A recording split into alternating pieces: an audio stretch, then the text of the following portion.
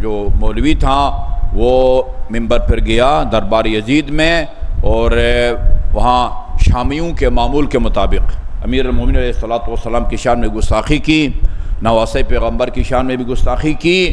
اس کے بعد سید سجاد علیہ الصلوۃ والسلام نے اس خطیب سے مخاطب ہو کے فرمایا ویلک، افسوس کا مقام ہے، ایھا الخاطب، خطیب بہت افسوس کا مقام ہے، اشتریت مرضات المخلوق بسخط الخالق، تم نے خدا کی مخلوق کو راضی کرنے کی خاطر اپنے رب کو ناراض کیا۔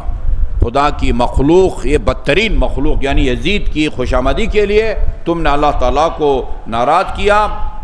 فتبوأ مقعدک فی النار، جرأت دیکھیں، جرأت جی، یہ تو سمندر آپ کے سامنے ہے نا، ہاتھوں میں ہتھ کڑیاں ہیں، گلے میں توق ہیں، پاؤں میں وزڑی بیڑیاں ہیں، کوئی بظاہر ناصر و مددگار اور دفاع کرنے والا نہیں ہے۔ خود اجازت کا ملنا یہ ایک معجزے سے کم نہیں ہے۔ اس خطیب سے کہا کہ تیرا ٹھکانہ جہنم ہے، اس لیے کہ تو نے ایک مخلوق کو، خدا کی ایک ادنا ذلیل مخلوق کو راضی کرنے کی خاطر تم نے خدا کو ناراض کیا ہے۔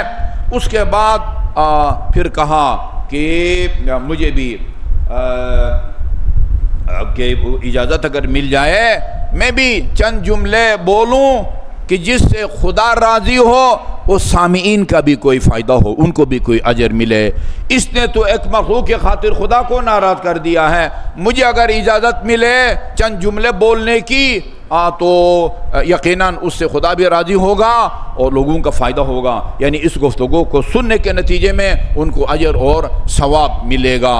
اگر دربار یزید میں موجود لوگوں کو ثواب ملتا ہے اس خطبوں کو سن کے، یقیناً ہمیں بھی اللہ تعالیٰ اجر عظیم سے نوازے گا۔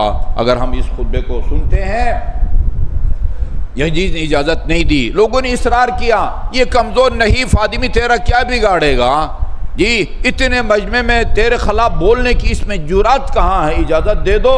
یزید نے کہا انہ من اہل بیت قد ذقوا العلم ذقا، تمہیں نہیں معلوم یہ اس کا تعلق اس گھرانے سے ہے جس کو علم اس طرح وہ دیا گیا ہے جس طرح ایک پرندہ اپنے بچے کو یا چوزے کو جو ہے نا وہ دانہ بھراتا ہے۔ امیر مومنین کے فرمان کی طرف جو ہے اس کا اشارہ ہے۔ اچھا جی، ان صعد لم ينزل الا بفضیحتی و فضیحت آل ابی سفیان، اس کو اگر اجازت مل گئی تو وہ مجھے اور آل ابی سفیان کو رسوا کیے بغیر منبر سے نہیں اترے گا۔ بہت زیادہ جب اصرار کیا گیا وہ اجازت مل گئی۔ یعنی اس ماحول میں، اس انداز میں اور جرأت کے ساتھ توحید کو بیان کیا ہے، توحید کو بیان کیا ہے، وعظ و نصیحت کی ہے، اہل بیت کے فضائل بیان کیے ہیں اور آخر میں مصائب بیان کیے ہیں۔ خطبہ سب سے پہلے اللہ تعالیٰ کی وحدانیت، اس کے بعد وعظ و نصیحت، اس کے بعد اہل بیت رسول اکرم اور امیر المومنین علیہ السلام کے فضائل، اور آخر میں مصائب۔ الحمدللہ الذی لا بدایۃ لہ، تمام تعریفیں اس خدا کے لیے ہے جس کی کوئی ابتدا نہیں ہے، اس کو ازلی کہتے ہیں، لم یزل، لم یزل، اللہ ہمیشہ سے ہے۔ تمام تعریفیں، غور سے سنیے گا امام کے الفاظ کو، لا بدایۃ لہ، جس کی کوئی ابتدا نہیں ہے، جس کا کوئی آغاز نہیں ہے، الدائم الذی لا نفاد لہ، اور وہ یہ دائمی ذات ہے جس کا کوئی اختتام نہیں ہے، یعنی وہ ابدی ہے، ابدی ازلی ہے، یعنی اس کی کوئی ابتدا نہیں ہے، اور ابدی ہے یعنی اس کا جو ہے نا وہ کوئی اختتام نہیں ہے، اس کے لیے کوئی آخر نہیں ہے۔ اور ایک عربی کا ایک لفظ ہے سرمدی، اس کا مطلب ہوتا ہے وہ جس کی نہ کوئی ابتدا ہے نہ کوئی انتہا ہے۔ ازلی صرف ایک معنی آپ کو بتاتا ہے، یعنی اس کی کوئی ابتدا نہیں ہے۔ ابدی ایک معنی آپ کو بتاتا ہے، یعنی اس کی کوئی انتہا نہیں ہے۔ سرمدی بیک وقت دو معنی آپ کو بتاتا ہے۔ سرمدی جس کی نہ کوئی ابتدا ہے نہ کوئی انتہا ہے۔ والاول الذی لا اول لاولیتہ، جی اس کائنات میں جو اول ہے نا ان کی اولیت کا آغاز ہے، خدا کی اولیت کا کوئی آغاز ہی نہیں ہے۔ نہج البلاغہ کئی جملوں میں آپ کو یہ مفہوم ملے گا جو پوتا بیان کر رہا ہے۔ والآخر الذی لا آخر لآخرتہ، یہ وہ آخر ہے کہ جس کے وہ آخر کی کوئی انتہا نہیں ہے۔ والباقی بعد فناء الخلق، وہ ذات ہے خدا کی تمام مخلوق فنا ہو جائے گی مگر اس کی ذات باقی رہے گی، اس کی ذات جو ہے نا وہ فنا پذیر نہیں ہے۔ قدر اللیالی والایام، اس نے دنوں کو راتوں کو مقدر فرمایا ہے۔ وقسم بینہم الاقسام، اور لوگوں میں اپنی اپنی قسمت کے مطابق رزق و روزی کو اللہ تعالیٰ نے تقسیم کیا ہے۔ فتبارک اللہ الملک العلام، بابرکت ہے وہ ذات جو علام بھی ہے، ہر چیز کا علم بھی رکھتا ہے، اور تمام کائنات کی سلطنت اور حکومت اس کے ہاتھ میں ہے۔ یہ اللہ تعالیٰ کی حمد و ثنا ہے انتہائی اختصار کے ساتھ۔ ایھا الناس احذرکم الدنیا وما فیہا، دنیا اور دنیا کی ان نعمتوں اور یہ جو ہے نا چمک دمک سے میں تمہیں ڈرا رہا ہوں۔ ڈرو ہاں دنیا سے اور دنیا کی چمک دمک سے، وما فیہا، اور جو کچھ اس میں ہے۔ فإنہ دار زوال، یہ آخر کار زائل ہونے والا گھر ہے، یہ ہمیشہ رہنے والا گھر نہیں ہے۔ وہی قد افنت القرون الماضیہ، اس دنیا نے وہ بڑے بڑے لوگوں کو صدیاں پہلے بسنے والوں کا خاتمہ کر دیا ہے۔ اس دنیا نے، یہ دنیا کسی کے ساتھ وفا نہیں کرتی۔ وَهُمْ كَانُوا أَكْثَرَ مِنْكُمْ مَالًا وَأَطْوَلَ أَعْمَارًا، اور جن لوگوں کو فنا تک پہنچایا دنیا نے، وہ ان کے پاس مال دنیا بھی تم سے زیادہ تھا جی، اور ان کی عمریں بھی تم سے زیادہ تھی۔ ہزاروں سال، خود حضرت نوح 9.5 سال انہوں نے زندگی کی، لیکن آخر کار وہ اس دنیا سے رخصت ہو گئے۔ وَقَدْ أَكَلَ التُّرَابُ جُسُومَهُمْ، مٹی ان کے جسموں کو کھا گئی قبروں کے اندر۔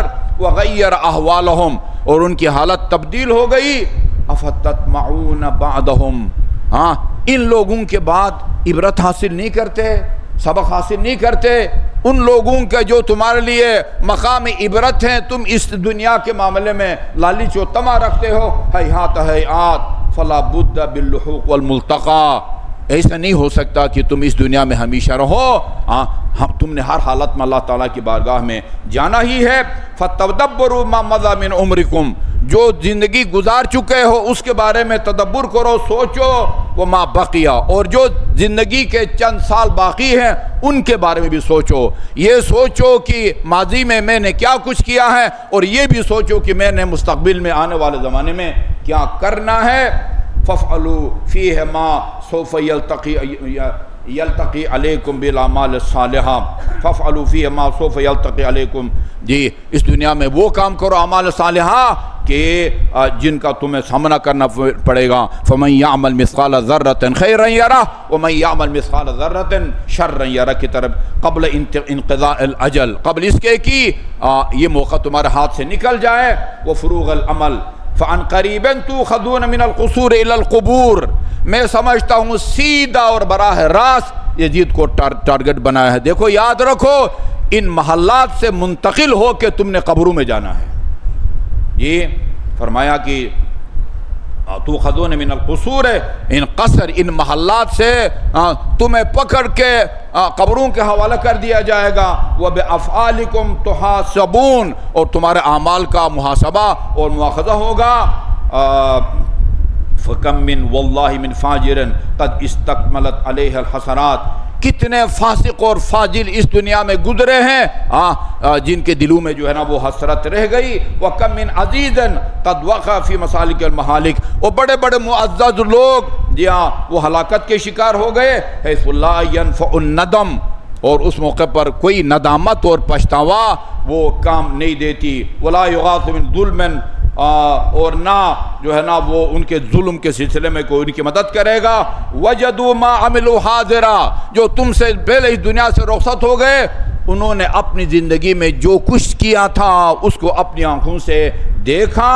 وَلَا يَظْلِمُ رَبُّكَ أَحَدًا، اور یاد رکھو تمہارے رب کسی پر ظلم نہیں کرتا۔